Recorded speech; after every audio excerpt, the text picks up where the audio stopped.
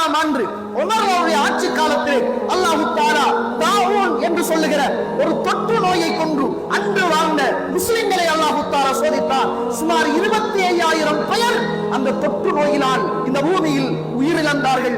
அன்றைக்கு இருந்த மிக பிரதானமான சஹாபாக்கள் அபூ உபைதா, ஆமிர் இப்னு அல் ஜர்ராஹ், முஆத் இப்னு ஜபல் ரலியல்லாஹு அவர்கள் போன்ற பல சஹாபாக்கள் அந்த தொற்று நோயினால் பாதிக்கப்பட்டதும் இஸ்லாம் கடந்து வந்த இந்த அழிவுகளை நாம் பார்க்கக்கூடியதாக இருக்கிறது. ஷாமிலே பெரியதொரு நிலநடுக்கம் ஏற்பட்டது.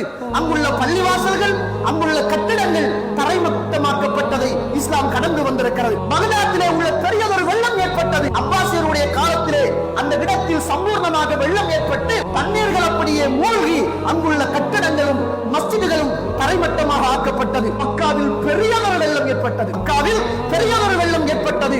அந்த வெள்ளத்தினால் மஸ்ஜிதுல் ஹராம் முழுக்க பாதிப்பு அடைந்தது.